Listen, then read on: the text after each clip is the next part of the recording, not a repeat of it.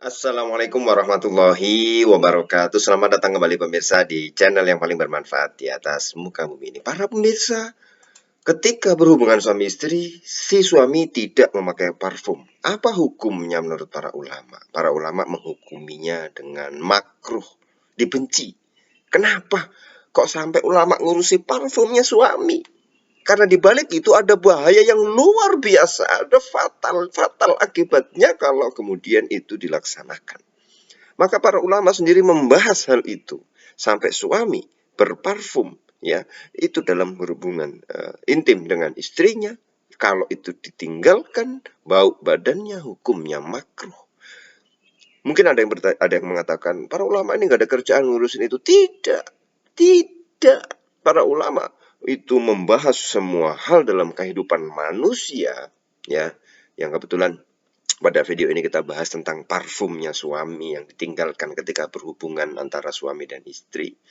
Yang itu secara lengkap, ya, para ulama membahas seluruh faktor-faktor, variabel-variabel dalam seluruh kehidupan muslim dan muslimah agar mencegah bahaya yang besar. Betul-betul apakah fatal, sebatal itu akibatnya kalau tidak pakai parfum? Iya.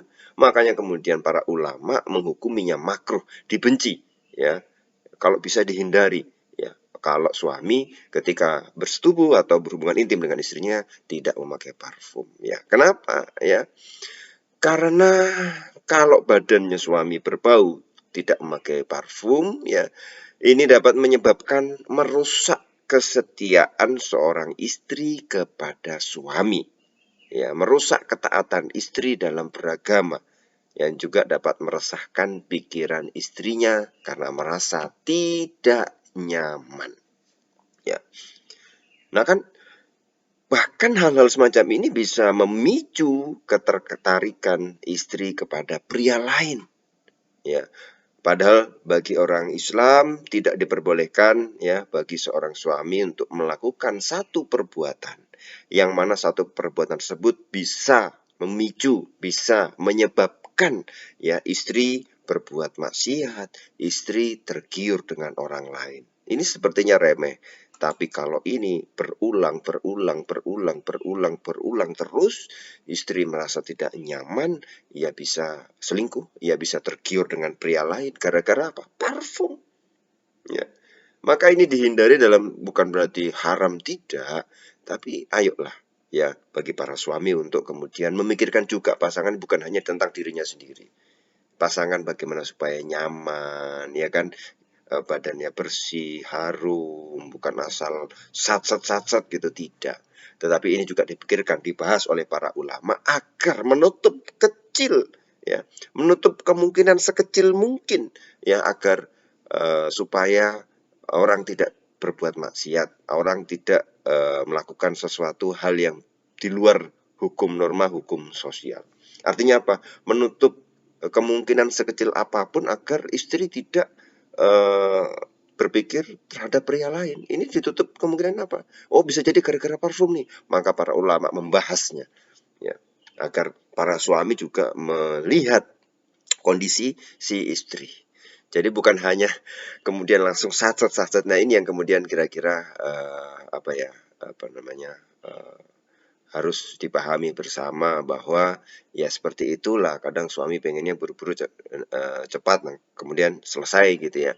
Tapi tidak bisa, ya, ini juga harus butuh langsung tidak langsung, tapi harus butuh step by step, harus ada mungkin pemanasannya, ya, harus ada. Kalau dalam Islam kan adab-adabnya mungkin sholat 2 rakaat dulu. Ini supaya dalam rangka agar bukan nafsunya yang menguasai, tapi pikirannya, hatinya itu bersih, pikirannya bersih, rohaninya suci, ya, disucikan dengan sholat 2 rakaat itu. Jadi yang ketika berhubungan itu bukan didasari oleh syahwat nafsu seperti itu, ya, tidak. Makanya dianjurkan kemudian berwudu, memakai pakaian yang bagus, ya, bersih, wangi badannya. Ini agar direm juga, agar si suami ini direm juga apa, bahwa perbuatan berhubungan intim dengan istri itu tidak dilandasi oleh syahwat semata, tapi karena ibadah, karena kemudian nanti yang menguasai adalah akal pikirannya, sehingga tetap ingat baca doa, tetap ingat ketika berhubungan itu dengan sesuatu yang baik. Nah, di situ ya para pemirsa, agama mengajarkan adab-adabnya, bukan langsung sat, sat, sat, sat, sat, tidak. Jangan-jangan kalau kayak gitu yang dikuasai adalah dia dikuasai oleh hawa nafsunya atau syahwatnya sehingga lupa bahwa perbuatan tersebut sebenarnya ibadah. Perbuatan tersebut adalah mendapatkan pahala kalau betul-betul diniati lillahi ta'ala. Nah, itu ya para pemirsa. Jadi para ulama bukan kurang kerjaan, tapi membahas hal-hal yang kecil, hal-hal yang disangka remeh. Ini dalam rangka adalah untuk menutup kemungkinan sekecil apapun ya, agar manusia tidak berbuat pelanggaran-pelanggaran atau maksiat kepada Allah Subhanahu wa taala berupa pelanggaran terhadap norma sosial, hukum agama dan lain sebagainya. Terima kasih para pemirsa, tetap ya perbaiki diri kita semua untuk menjadi lebih baik.